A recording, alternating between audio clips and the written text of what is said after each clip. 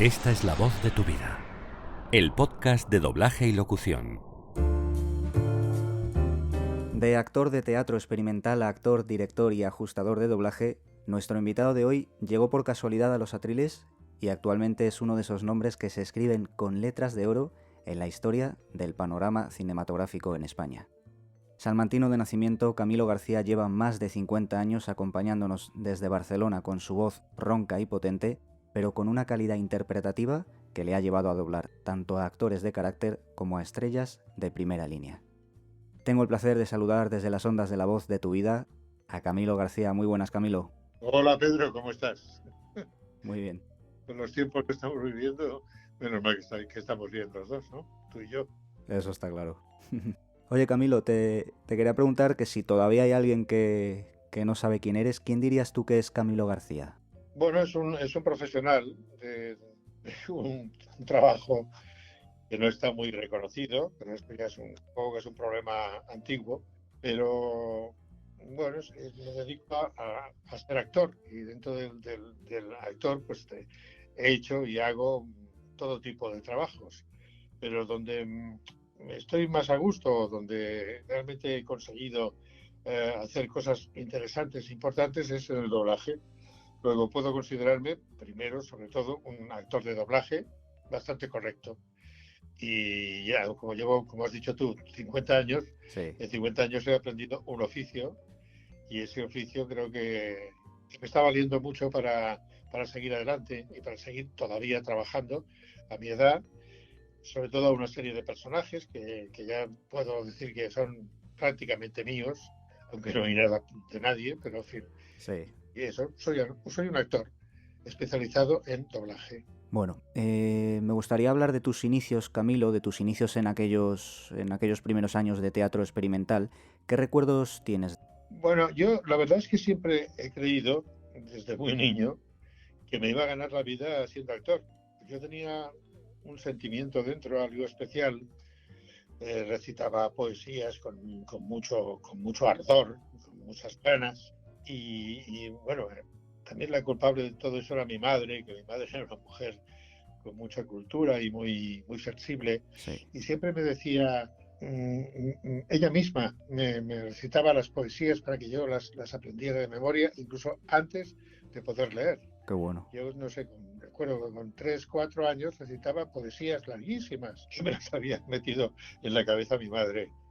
Bueno, eso es una anécdota, pero era una anécdota curiosa porque realmente yo sabía que dentro de mí había algo especial que me estaba dando mucha alegría, pero al mismo tiempo pensaba, bueno, yo como soy un niño y siendo niño me gustaría mucho hacer sobre todo teatro, pero ¿dónde me meto yo? Viviendo en Barcelona, habiendo nacido en Salamanca, viviendo en una familia que había tenido que emigrar desde Salamanca porque eran tiempos malos, era la posguerra y la posguerra ha sido realmente muy mala. Sí. Y vamos, yo ya sentía algo especial que me decía que podía ser actor.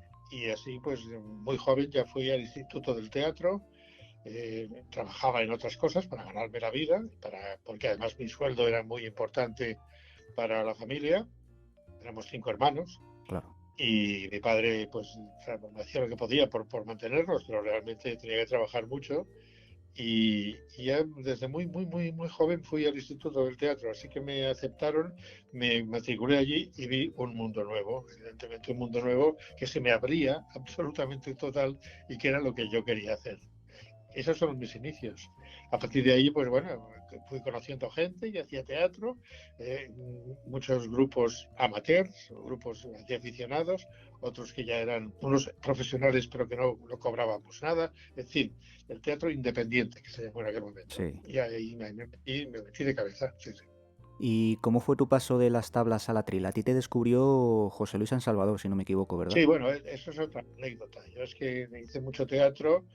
Y bueno, dio la casualidad de que en una de las obras de teatro que hacía un papel muy importante, pues fue a verme un director extraordinario de doblaje, que era José Luis San Salvador, y le gustó mi voz, y luego pues dijo, oye, pues tú puede servir para este trabajo. Y bueno, yo la verdad es que no pensaba nunca que me iba a meter en el doblaje. Yo quería seguir haciendo teatro, empecé a hacer algo de televisión, hacía novelas y esas cosas. Bueno, empezaba una carrera nueva y el doblaje fue una cosa marginal que en un principio pensé que no podía servir para él. Pero bueno, y luego ya me metí, evidentemente, a base de mucho esfuerzo, pues y trabajando muchísimo, pues como intenté aprender el oficio, que realmente me costó mucho.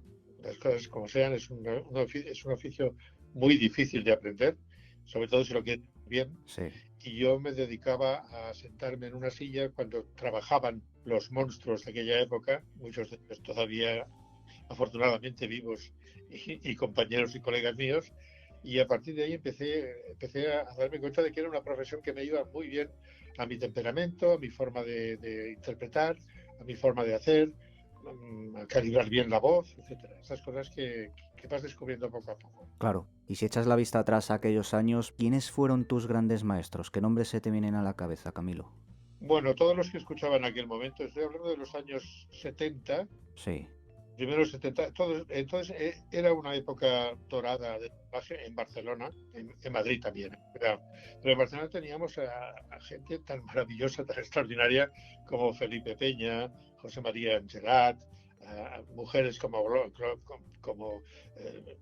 María Luisa Solá y Elsa Fábregas y Rafael Luis Calvo y José Luis San Salvador y Arsenio Corsellas y Rogelio Hernández y Rosa Guiñón.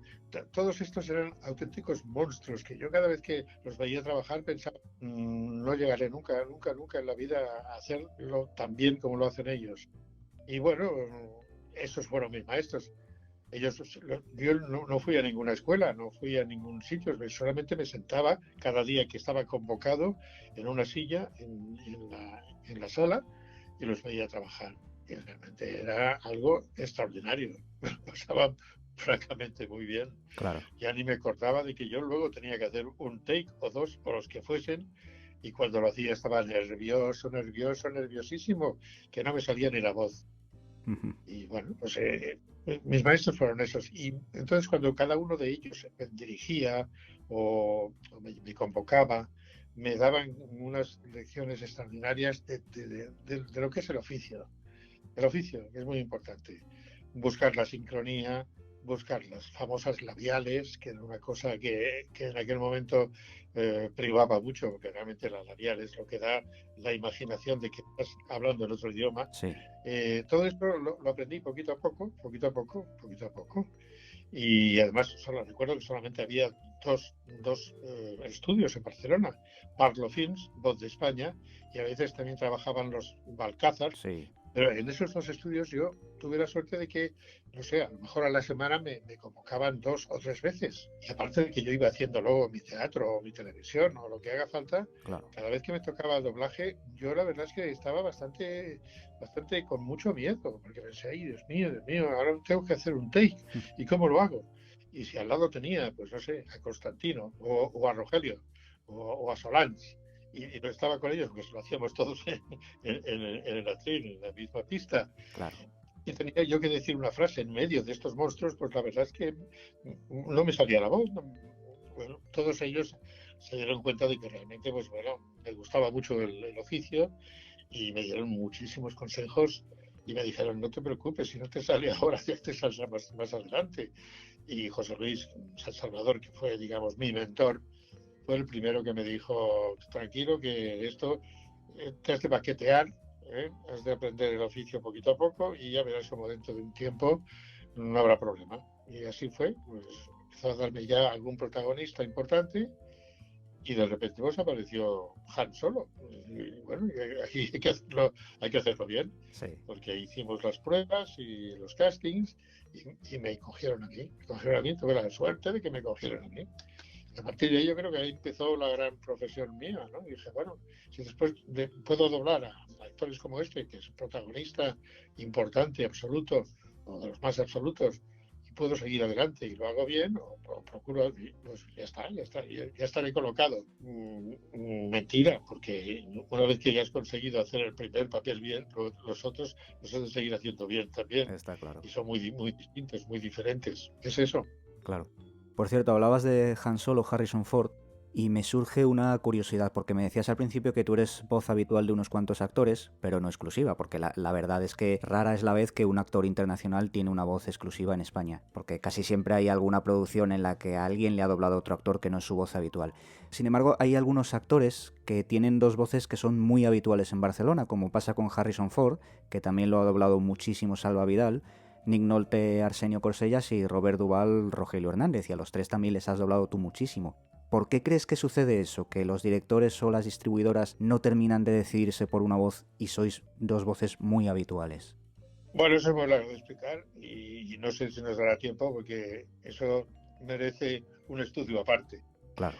A ver, muchas veces la casualidad te lleva a hacer una cosa que no es habitual en ti, pero por casualidad, en muchos casos míos, y ya lo he dicho bastantes veces, yo he cogido rebotes de otros. Sí. Por ejemplo, cuando ayer justamente pasaron una película que doblé por primera vez a Gene Hackman.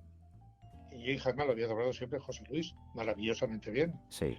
Pero ¿qué pasó? Que esa película que la dirigía yo y no tenía Gene Hackman porque José Luis estaba enfermo o porque no podía, por lo que sea, pensé, bueno, pues ¿quién va a hacer este papel?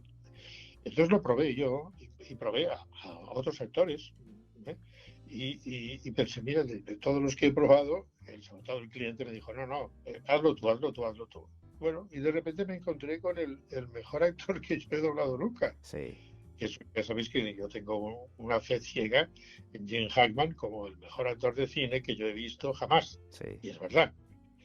Y justamente en esa película está francamente muy bien, bueno, como siempre, ¿no? Pero vamos, era difícil de hacer, un papel, no era el protagonista absoluto, pero era bastante complicado. Tenía escenas de mucho peligro, escenas donde se ponía a llorar como un niño, era no sé, un secretario de Estado, ministro importante en el Pentágono y lo que tú quieras, pero era un hombre que había matado a su amante y que por casualidad, aunque realmente es muy duro porque sabe que le está poniendo los cuernos, etcétera, ¿no? Sí. Pero ahí me di cuenta de que es un actorazo impresionante, que sabe aguantar el plano como nadie, que mira de una manera muy especial y que su manera de trabajar, curiosamente, se parece mucho a la mía. Yo cuando hago teatro y cuando hago televisiones que he hecho, la radio, todo lo que hago, yo creo que él y yo hay una comunicación curiosa, sin conocernos para nada, Sí. pero que le entiendo muy bien, que entiendo muy bien lo que quiere, que sé muy bien en cada momento y hable como a veces habla muy rápido, pero lo pillo muy bien, a veces habla una sola frase, o un sí o un no, pero sé muy bien qué sí y qué no tengo que decir. Bueno, de repente me encontré por casualidad y por rebote con ese señor. Y luego también en los demás han sido bastantes rebotes. Lo de Harrison Ford, pues sí, lo empecé yo, pero luego, evidentemente, tanto el cliente como mucha gente o los directores eligen a otras voces y no pasa nada. Claro. Cuando hay actores que están doblados en Madrid muy bien y doblados en Barcelona muy bien. Y ya está, y no hay ningún problema. Yo no creo que tengan nada en exclusiva. Está claro. Lo que pasa es que sí hay directores como por ejemplo Hackman, que a partir de entonces pues realmente pues gustó y seguí y claro, tenemos el caso de Hopkins, que también era un rebote, y a partir de Hopkins, pues después de los Corderos, pues ya fue Sí. alguna aclaración de todo el mundo diciendo no, es que estás perfecto, lo has doblado perfectamente. Y todo el mundo lo puede decir. El caso de Depardieu, ese es menos rebote porque lo empecé a doblar bastante joven también, pero bueno, Depardieu hizo aquella maravilla de Cyrano de Bergerac y ahí está, ahí se quedaba, ahí está. Y siempre he ido, pues bueno, más o menos conservando los mismos actores si me los daban. Si no me los daban, pues no podía hacerlo. Está claro. En el caso de Harrison Ford, en Indiana Jones dobló a actores secundarios que le dan la réplica a Salvador Vidal en este caso, Sí. y no pasa nada. Además es bueno crear papeles diferentes, crear tipos, hacer un trabajo que no siempre debe ser el mismo. Ya está, cada vez, además cada personaje es distinto. Y sí, la voz tiene que ser la misma, evidentemente, porque no vas a cambiar la voz, Sí. pero sí la forma de interpretar, que eso es lo bueno. Si es de interpretar a un personaje tímido, apocado, o un señor que está loco, o lo que sea, bueno, has de buscarle ese tono extraordinario en tu voz de lo máximo. Y ahí está. Ese es el oficio que digo yo. Oficio y nada más. Estamos de acuerdo. Por cierto, hablabas del Cyrano de Bergerac y no me gustaría pasar por alto lo difícil de su elaboración, que fue la adaptación y el ajuste del guión, donde más que una traducción yo diría que es una creación en español de la obra de Rostand. ¿Qué significó para ti hacer este trabajo, Camilo? Una suerte tremenda. Encontrarme con él fue suerte. No puedo decir otra cosa, es una suerte. De repente me llega a mí que me gustaba escribir guiones y de repente me llega ese personaje en francés dicho maravillosamente, perfectamente, en verso y bueno, me dio un subidón tremendo y dije, pues esto, además quería que fuese en verso, lo voy a hacer, y lo hice. No sé si bien o mal, desde luego con mucho trabajo, con muchas ganas de crear algo especial, que en el doblaje creo que muy pocas veces se ha visto, que es hacer una versión total y absoluta, ajustando una película, teniendo en cuenta las bocas, las labiales, los versos, el ritmo de verso, la cantidad de estrofa, etcétera, etcétera. Todo lo que conlleva hacer una versión y hacerla para un doblaje. Y eso fue, pues bueno, un trabajo mío, un poco de locos, porque nadie me obligaba a hacerlo así, pero dije, bueno, ya que lo hago, voy a hacerlo lo mejor que sé, lo mejor que puedo. ¿Y crees que hoy en día, con las prisas de la industria, crees que sería posible dedicar tanto tiempo a una adaptación de un doblaje, teniendo en cuenta que se estrena hoy y se quiere hoy? Sí, me parece que no. No lo sé. Últimamente yo veo que las cosas se hacen muy, muy deprisa y es una lástima porque hechas mejor, más lentamente, casi siempre son mejores. No digo siempre, pero casi siempre son mejores. En ese caso, si quería que yo hiciese una versión perfecta en castellano de una obra de teatro francesa, empareado, con versos alejandrinos y tal, pues yo necesitaba mucho tiempo para hacerlo. Entonces tardé 3 meses en ajustar una película que normalmente en un par de semanas o en una semana incluso ya la tienes hecha. Pero bueno, fue cuestión de decir, bueno, lo hago, pues lo hago. Y ya está, y la hice. El cliente decía, bueno, ¿cuándo estrenamos esto? Porque yo tengo ganas de estrenarlo ya. Y yo le decía, no al cliente, le decía al estudio, pues lo siento, todavía estoy por la mitad. ¿Cómo por la mitad? Pero si lleva usted más de un mes, bueno, pues por la mitad. Y todavía tengo que perfilar muchas cosas nuevas. O sea que poquito a poco me metí en casa. Me metí en casa con un Betamax, un vídeo Betamax, y para arriba, para adelante, para atrás, haciendo mi versión. Desde luego vi muchas versiones, la versión por supuesto, la original, la de francés, luego vi también versiones en italiano, había hecho Flotats en catalán, una versión muy buena, y sin copiar ninguna de ellas, Claro. vi exactamente los ritmos que necesitaba y todo lo demás. Sí, vi todos los tiranos que puede haber en el mundo entero y bueno, pues muchos de ellos me dieron muchas pautas para seguir adelante. Hablando de tus direcciones también, en el año 1991 Disney decide doblar por primera vez en España una de sus películas y deciden que la responsabilidad de ese encargo recaiga sobre tu batuta. ¿Qué significó aquello para ti? No sé si para ti fue un trabajo más. No era un trabajo más, era la primera vez que se oía un doblaje en castellano puro de Disney. Sí. Y además había canciones, además quizá una de las mejores películas que ha hecho Disney nunca, de animación, Sí. sin ninguna duda. Era muy redonda la película, muy bien hecha y también pues bueno, me dieron la oportunidad de hacerlo y trabajé con mucho gusto, muchas ganas y con Guillermo Ramos, que era para mi gusto el mejor ajustador, adaptador de cine que yo he conocido. Él y yo muchas veces trabajamos juntos o nos mirábamos los trabajos propios y tanto Guillermo Ramos, que adaptó además las canciones Sí. y todo lo demás, y el casting de las voces y todo eso, fue un trabajo muy bonito, francamente muy bonito. muy agradable de hacer. Y creo que todavía ahí está. Es decir, cuando ves la Bella y la Bestia de dibujos, la que hice yo, la animada, y ves la última que han hecho, que es horrorosa, pues fíjate, bueno, horrorosa, me parece horrible, ¿no? Con personajes, pero muy mal. No sé si Disney está perdiendo los papeles o hace tantas cosas y se queda con bueno, si se queda con la Guerra de las Galaxias, imagínate todo, ¿no? Pues eso, en aquel momento fue un trabajo muy divertido, muy bien hecho y muy agradable. Claro. ¿Y cómo fue para ti dirigir entonces a una actriz que no tenía casi experiencia en el atril, pero en cuyo resultado se ve tanto la dedicación tuya como director como de ella misma como actriz? Inés, hombre, Inés era una actriz extraordinaria. Sí. Y además había hecho sus pinitos siendo una niña. Hay doblajes seguro de ella por ahí haciendo niños, niñas, Claro. y era una loca absolutamente de esto. Estaba un poco quemada porque ella había hecho el casting para la película Annie y casi prácticamente tenía el papel, porque además canta, bueno, ella es mezzo-soprano que canta ópera Sí. en el liceo. Yo la he visto muchas veces cantar en el liceo maravillosamente bien. Y no solo cantaba, sino que es una actriz muy buena. Y no tenía que dirigirle más que a otros actores del reparto. Yo diría que luego que iba ella sola.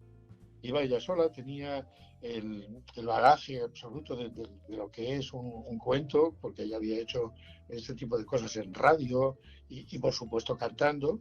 Y yo no tuve que dirigirle más que a los demás. Al contrario, me pareció una profesional entera y verdadera, maravillosa. Vamos, lo de Inés es algo fuera de serie. Como también tuve la suerte de tener a la tacita más maravillosa que alguien pueda tener. Sí. Ya sabes a qué me refiero, ¿no? No solo la tetera, que fue Marta Martorell, sino la tacita, el niño. Ruse Vilches, ¿no? Vilches se salía, y era una niña, pero una Sí, niña. sí, sí. Y cada take que hacía era un aplauso. Decía, pero qué maravilla. Y era una niña, un gran talento, enorme. Esa nació con eso dentro. Y Marta Martorell no es que naciera. Marta Martorell llevaba 40 o 50 años haciendo maravillas. Sí. Y además cantando ella. Quiero decir que ahí tenía yo un casting muy bien hecho por mí, bueno, evidentemente. Sí. Y con la anuencia de Disney, que también hicieron sus castings, sus cosas. Y francamente fue un doblaje maravilloso. Claro. Lo de Marta Martorell cantando, que me parece que hace un trabajo espléndido y maravilloso, sorprendió a unos cuantos porque no estábamos acostumbrados a escucharla cantar. ¿Tú estuviste también en las sesiones de las canciones? Yo estuve en todo, porque además, si ellos cantaban, o sea, el actor que hablaba, pero no era suficientemente buen cantante, había que buscar una voz para el canto y otra para el actor de voz. Claro. Y siempre busqué en ambos casos algo parecido para que cuando dejasen de hablar y de cantar, las voces fuesen las mismas o muy parecidas. En el caso de Gustems, que hacía el personaje, ¿cómo se llamaba? El Chuleta. Sí, Gastón.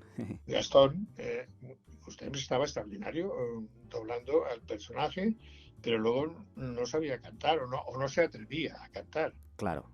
Está claro que la parte musical la llevaba precisamente el maestro Moraleda, claro. el padre de Inés, sí. que es un maestro de orquesta maravilloso.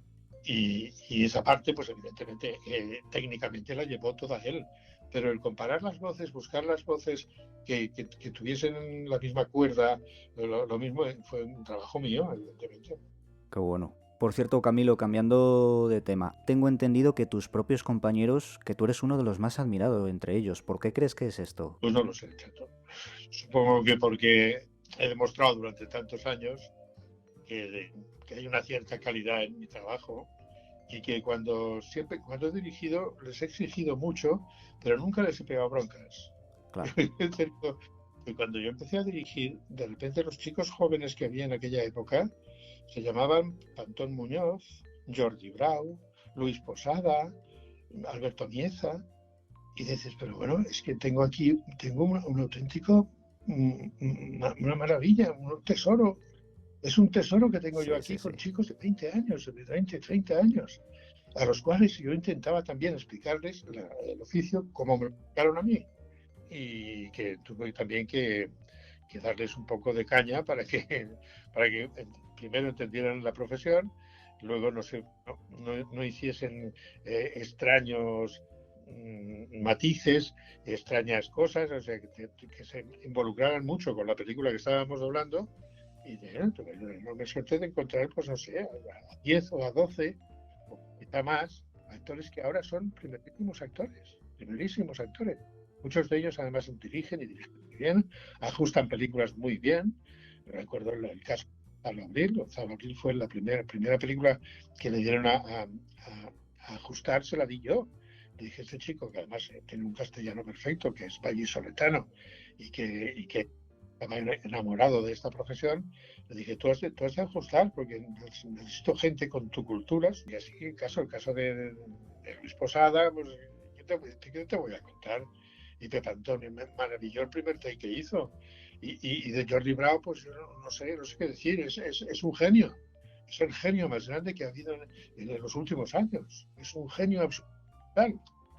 Y igual pasa con la Mercè Montalà y con Rosa María Hernández y con tantas y tantas señoras y señoritas maravillosas y actores geniales. Y yo tuve la suerte de enseñar.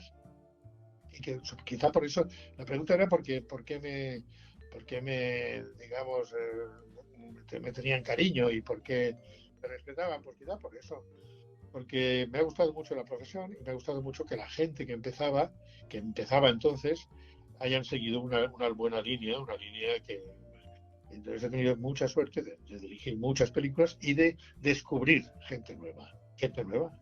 El caso de Brau es un caso extraordinario porque me dieron la película Good Morning Vietnam y yo pensé, pero ¿quién coño va a doblar esto? ¿Quién coño puede doblar esto? Bueno, el take que me pusieron para principio, para que ver el personaje, dije, Dios mío, ¿pero esto qué es? Good Morning Vietnam, y empezaba a enrollarse de una manera brutal, y conociendo al actor, que era un actor genial, Sí. y bueno, y pensé, pero Dios mío. Entonces empecé a buscar gente que pudieran doblarlo más o menos, pero no encontraba al actor, no lo encontraba porque era muy difícil. Y entonces de repente Jordi Brau, que había empezado hacía poco, más o menos tenía una cierta categoría, pero no era, le dije, tú, ven Jordi, vente, mira este personaje, mira, vamos a hacer una prueba con esto, a ver. Y el tío mamón, con perdón por la expresión, todo en su sitio de una manera brutal. Era el mismo caso que el de Constantino Romero cuando empezó, con voces muy distintas, pero qué maravilla. Dije, ya tengo al personaje, Adrián Conauer, ya lo tengo, y tengo a Jordi Brau. Y bueno, hay que ver hay que ver ese doblaje, hay que verlo. Sí, sí, sí. Yo le digo a quien puedo y a quien veo que está intentando hacer este trabajo y que me parece muy bien, que vean unos cuantos doblajes que le digo para que se den cuenta de lo difícil que es. Y el caso de Good Morning Vietnam, pues bueno, es fuera de serie. Como el caso de Ricardo Solán, cuando dobló a Charles Chaplin en El Dictador. Qué bestialidad, sí, sí. Extraordinario, todo un monólogo que dura, no sé si son 10 minutos largos, él solo, con todas las labiales puestas, en el caso de Ricardo Solans, unos años antes. Sí. Pues así, quiero decir que cuando encuentras talento, cuando hay talento, dices, pues bueno, ya está hecho, esto ya está hecho. Luego hay que hacerlo, claro, evidentemente, y no es fácil. Claro. Y ya está. Pero casos como ese me he encontrado bastantes, y todos pues, en esa línea. Y últimamente también veo que ya hay otra generación nueva que también es extraordinaria y que ojalá me hubiese tocado a mí continuar, pero ya llega un momento que yo ya soy muy mayor y dije, bueno, ya no puedo más. Y he metido en el oficio a gente muy importante, pues ya está, y que se han quedado en ella y que están muy contentos de ser lo que son, ¿no? Sí, sí. Está claro. Oye, si pudieras, si hubieras tenido la oportunidad de darle un consejo a aquel joven Camilo que hacía sus primeros takes, ¿qué te habría gustado decirte a ti mismo o qué te habría gustado que te hubieran dicho? Bueno, yo tuve suerte, ya te lo he dicho, de contar con grandísimos profesionales y excepto alguna excepción que posiblemente hay y que habrá. Todos estaban apoyándome mucho en mi carrera y decían, pues venga, tira para adelante, tira para adelante.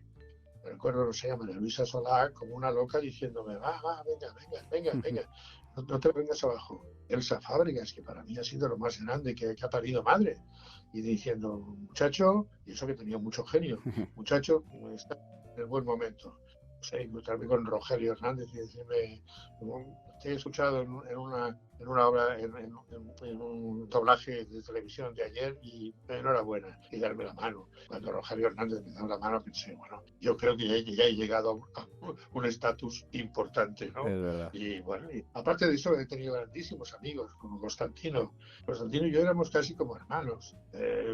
Con Pepe Mediavilla, ¿para qué te voy a contar? Pepe y yo éramos, bueno, los que nos metíamos en todos los líos, en todas las cosas, en los convenios sindicales. Tengo a Mario Gas, que es también, bueno, Mario, que empezamos haciendo teatro juntos, es otro tío extraordinario, al que quiero mucho, a Ricardo Solans. Otro grande era Jordi Estadella, que hacía poco doblaje, pero que era un gran tipo. Grandes amigos he tenido siempre. Y otros no tan grandes, pero bueno, que hemos ido tirando. Qué bueno. Oye, Camilo, me hablabas de Pepe Mediavilla, me decías que os metíais en todos los embolados y yo quería terminar la entrevista, pero es que se me ha venido a la mente una pregunta que quería hacerte. ¿Qué recuerdos tienes de aquellas grandes noches del doblaje, de los Atriles de Oro? Bueno, fueron noches maravillosas porque sobre todo la primera noche les dimos a los veteranos de verdad, gente que llevaba muchos años, les dimos una gran alegría. Claro. Llevaban mucho tiempo sin reconocerse, por supuesto, ni trofeos, ni premios Goya, ni premios que empezaron entonces también, cuidado, Sí. ni premios del sindicato.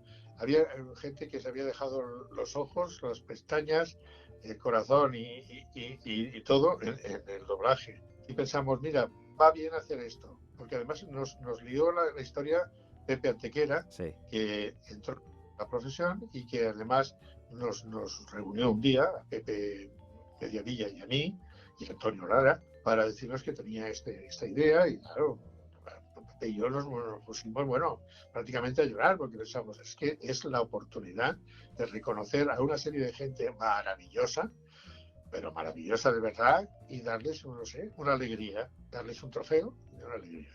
Y esa primera noche fue extraordinaria, Luego el siguiente año fue para la siguiente generación. Ahí entraba Corsellas, y entraba San Salvador, y estaba Rogelio, y entraba María Luisa, que eran muy veteranos, pero menos veteranos. Y así pues sucesivamente, lo hicimos 3 o 4 temporadas. Y la cosa se fue caldeando y estropeando cuando tuvo que votar la gente, porque la gente se votaba a sí misma. Los primeros eran, y sobre todo dije yo, este y este, se acabó. No, pero también este y este, se acabó. Y esta, y se acabó. Y el siguiente año también, este año, yo me ponía muy tonto, muy duro.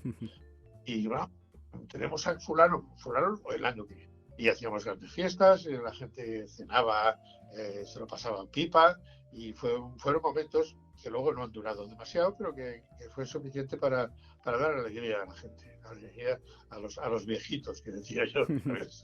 Pero fue muy bonito, muy interesante. Por ahí en el internet, en el Instagram, he colocado un par de fotos de ellos, de una especie de comida que tuvieron. Fíjate bien, si lo tienes a mano, fíjate bien quién está ahí. Es la gloria bendita, ya es lo máximo de lo máximo en aquella época, primeros 80s. Era personaje como Luis Linares, que era el ajustador oficial había estado en la Metro Goldwyn-Mayer, y luego pasó a Voz de España, y era un señor que escribía mejor que Pío Baroja, no te exagero. Ojo ahí. Vamos, de Wellington, extraordinario ajustador de diálogos, extraordinario. Y que además conocía muy bien el oficio, porque hacía tiempo que lo hacía, y que además sabía muy bien lo que era una labial, y lo que era una fricativa, y lo que era un pasaje abierto, y lo que era un monólogo, y lo que era todo lo que te puedas imaginar. Un señor Luis Linares, que pasaba la historia, ahí estaba muy viejito, pero que también fue uno de mis maestros para ajustar. Qué bueno. Y luego aparte, bueno, ahí estaba Elsa Fábregas, y estaba Felipe Peña, y estaba Miguel Alonso, y estaba Angelat, y estaba Valdivieso, y yo qué sé, bueno, lo que quieras es poco. Qué bueno. Pues fantástico, Camilo García, por mi parte ha sido un auténtico placer haber compartido estos minutos contigo, con tu voz y tu experiencia, claro. Un chaval que tiene, no sé la edad que tienes, pero bueno, me imagino que es mucho más joven Sí, que yo, ¿no? 33 tengo. Imagínate, a esa edad y que te interese tanto este mundo, me parece mágico. Es magia lo que haces, chaval. Muchísimas gracias, pero el agradecimiento es de mi parte porque sin vuestro trabajo La Voz de tu Vida no existiría. Me parece que vas por muy buen camino. Como nosotros, los que nos gusta este oficio, es maravilloso. Muchas gracias. Pues muchísimas gracias a ti por tus palabras y por atender los micrófonos de La Voz de tu Vida. Y te mando un fuerte abrazo, Camilo. Igualmente para ti, para tu equipo. Gracias.